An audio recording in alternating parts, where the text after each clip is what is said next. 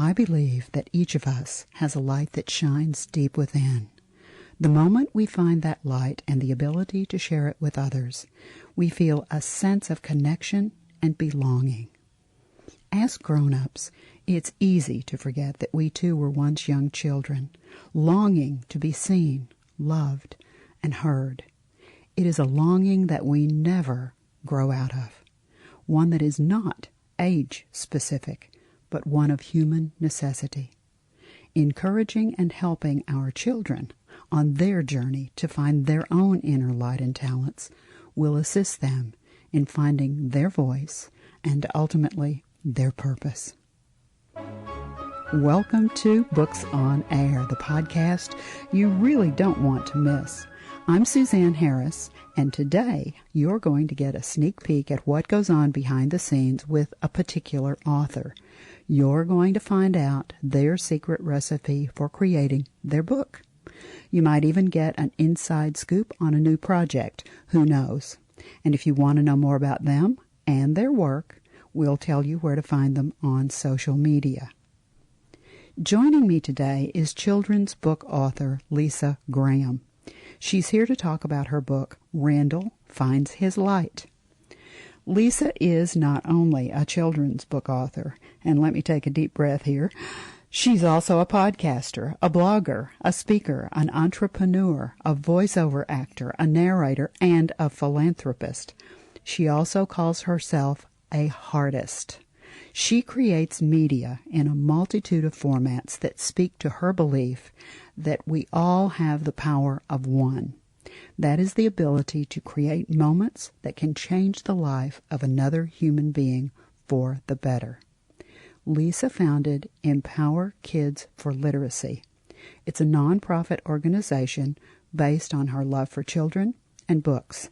It's her belief that all children have the right to have access to books and the support system to learn how to read, amen to that, despite their social or personal circumstances.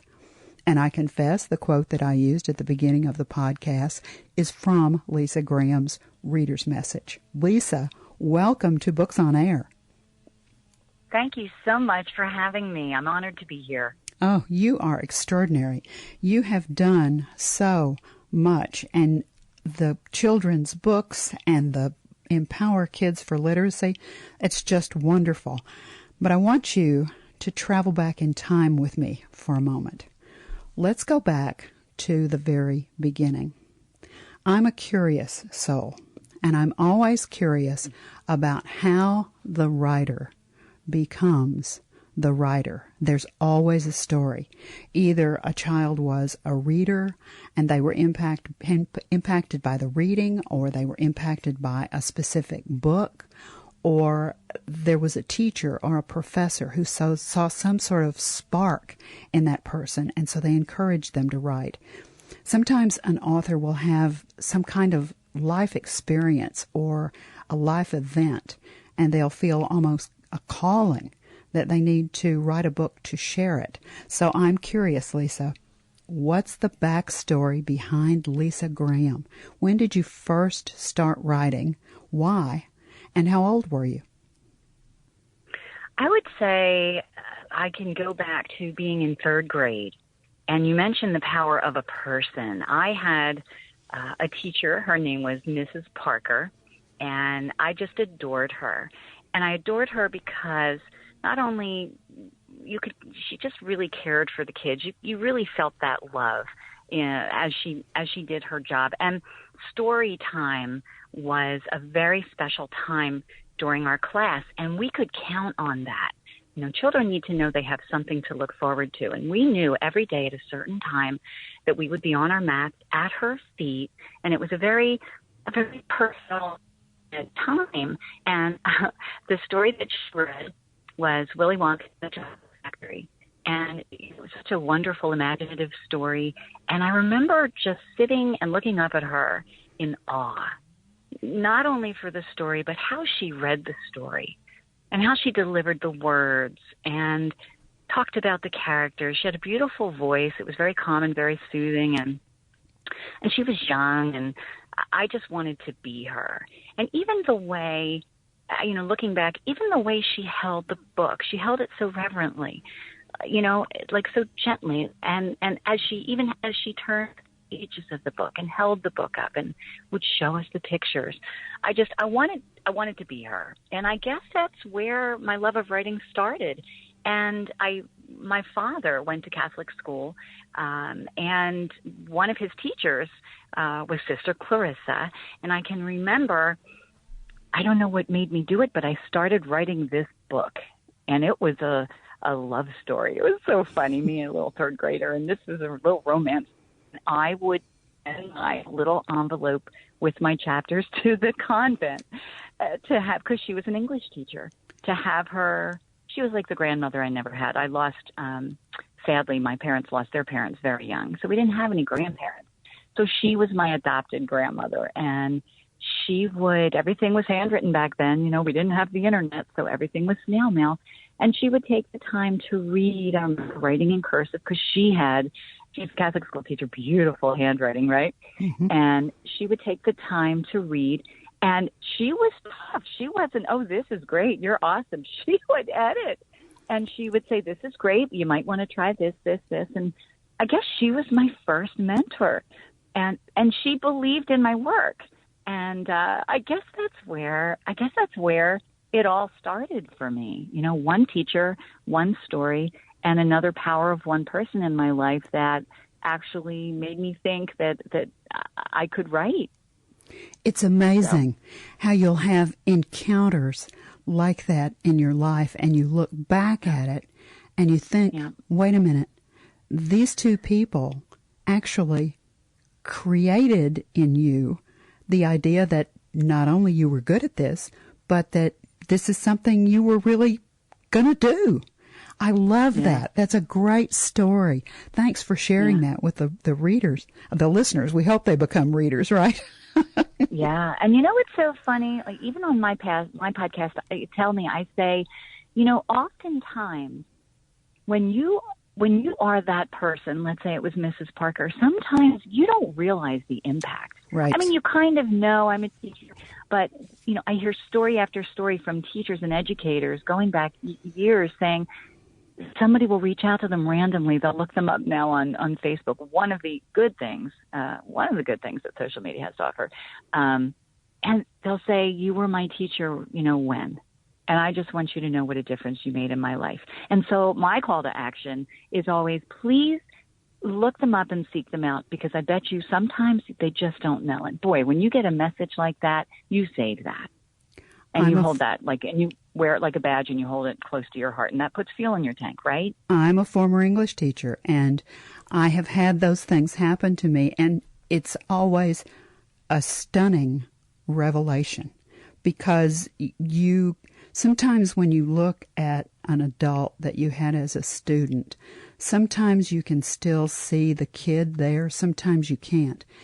But when you have someone either look at you face to face or send you an email. I got one about a month ago, actually. And this young man said, I thought, what? I was just trying to do the best, because you're just trying to do the very best job that you can do. Yeah. And so it's a stunning revelation that you actually made a difference for someone. Have you ever told either one of those two people that they made a difference for you? But Sister Clarissa, she was, I guess, 85. She passed some years ago. Right. Yeah. And then Mrs. Parker, I imagine, if she's alive, God bless her. I have to try and look her up. I got to do what I tell other people to do. I have to go and speak and see if I can find her, because for so many years when you graduate, you go back and you see your teachers and you pop the head in. That's always fun, and they always tell you that they don't age, you do. Right? Yes. They're like, I don't know if I want to see you anymore. You're making me feel really old now.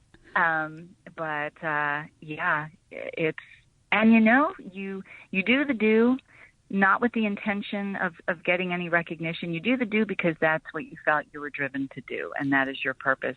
And many, many times you don't know the impact, and you might never, but you do it anyway.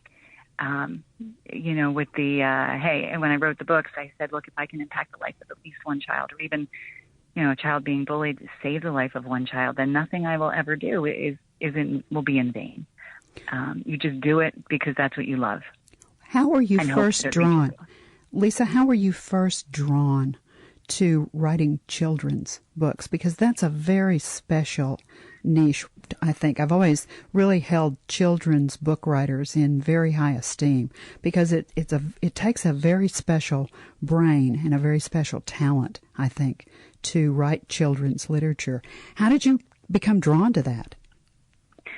Well, I raised 3 beautiful children. My youngest is 20, Ryan, Haley, and Liam. And, phonics and reading and the importance we placed on that in our house was very important to us.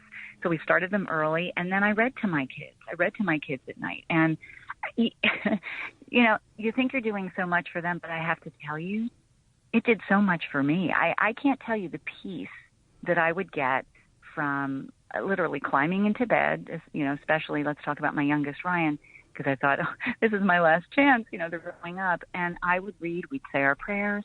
And there was no greater moment of peace that I ever had than at bedtime. And then I thought, what about the children? My mom was an orphan. My dad, both of my parents didn't have great upbringings, didn't have the happiest of childhoods, and decided when they got married that it was going to be different. And we wanted for nothing when we were young. We weren't rich, but we never wanted for anything. We were rich in love and affection. And I thought how I couldn't bear to think of a child going to bed, especially if there was something going on. Something was happening to them. Let's say they were being bullied, or maybe, they say hurt people. Maybe they were acting out because of something that was going on in their life. And what if they didn't have a caregiver or a parent that they could go to share their feelings and ask questions and say, I don't understand what is happening. And I thought, and I talk about this in my interviews, I don't know what it is. Maybe in a past life this happened. The wet pillow, the little puddle of tears on the pillow. I could not bear the thought of a child falling asleep at night, crying themselves to sleep. And like when you're upset and you have a really good cry and your pillow gets wet and you kind of have to flip it over to the other side because, you have it. I couldn't, that's the image I had in my head. And I thought, I can't bear this. And then, fast forward, my kids were in their teens and I kept hearing, and it seemed like on the news every other night was a child that was either hurting themselves or horrible social media bullying situations. And I thought, things just seem to be getting out of hand. What can I do? And I think that in terms of trying to say, we all can do something to make this world a better place. And I think people generally want to help, but they stop. They hit a wall when they think it's too big. I'm not important enough. I don't have letters after my name. And I have a great story. A doctor friend of mine has a PhD. She grew up in London, survived the Blitz.